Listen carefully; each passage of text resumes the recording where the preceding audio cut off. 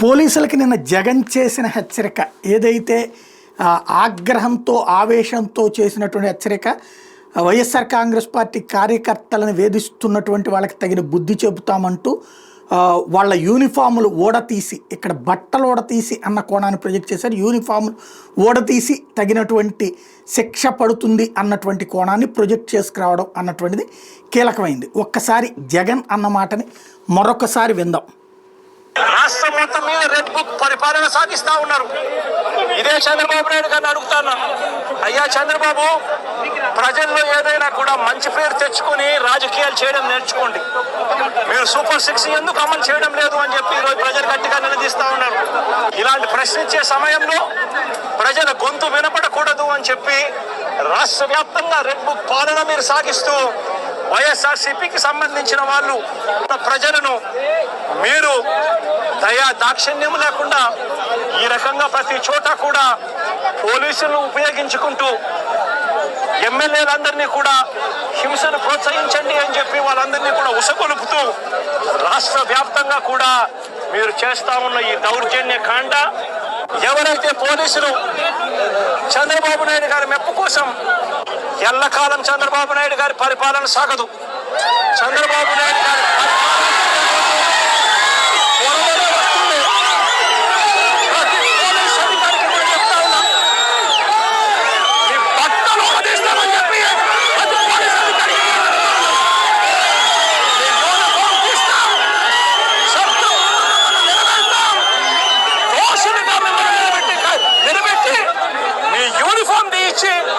మీకు ఉద్యోగాలు లేకుండా చేస్తామని కూడా ఈ సందర్భంగా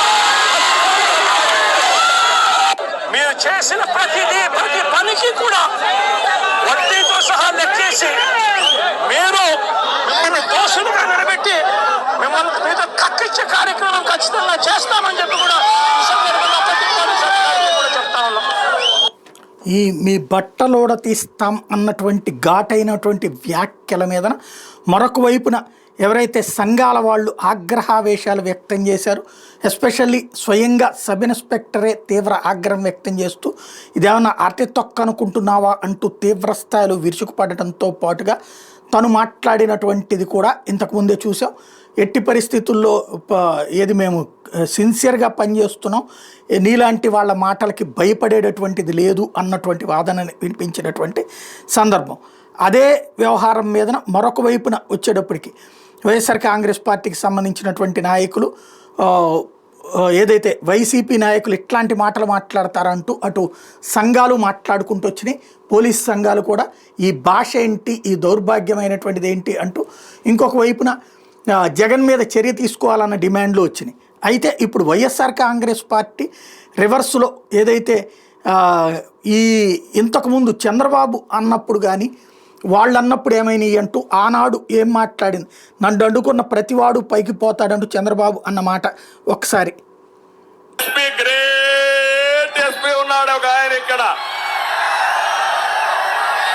ఎస్పీ నువ్వు కుర్రాడివి, మొన్నే వచ్చావు ఎస్పీగా, నీలాంటి ఎస్పీల్ని కొన్ని వందల వేల మందిని చూశారు. నేను నా దగ్గర పనిచేశారు.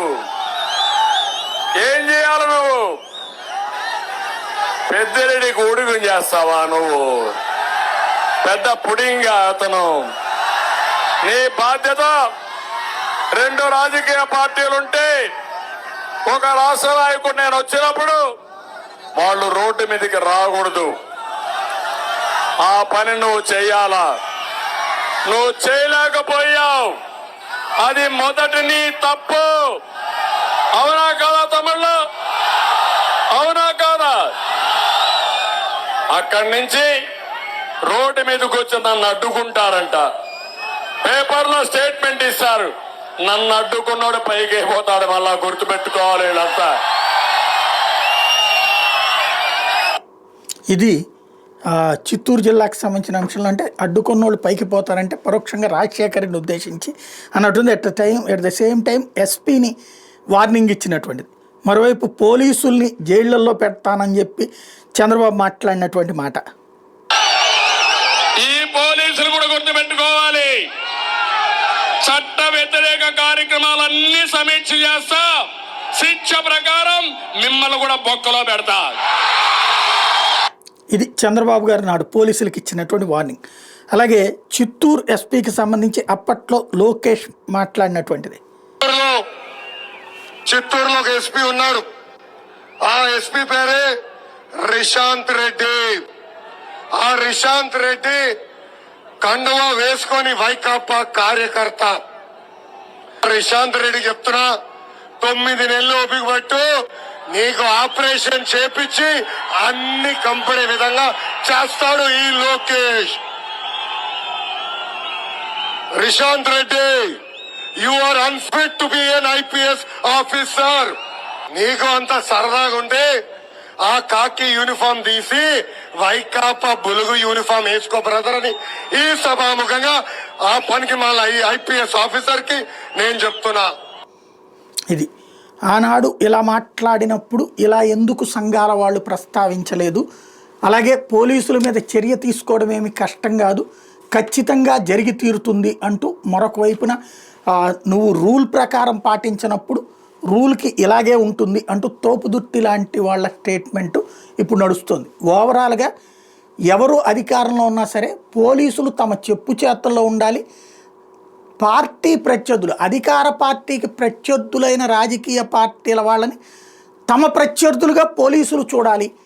అలా చూడకపోతే కనుక ఒక సమస్య, చూస్తే మరొక సమస్య. ఇది ప్రస్తుతం ఆంధ్రప్రదేశ్లో నడుస్తున్న రాజకీయం. రాజ్యాంగబద్ధంగా చట్టబద్ధంగా వాళ్ళ డ్యూటీలు వాళ్ళు చేస్తే ఈ మాటలకి బాధ్యతాయుతంగా స్పందించడానికి సంఘాలు కూడా బ్యాలన్స్డ్గా ఉంటే అప్పుడు ఎలాంటి ఇష్యూ ఉండదు.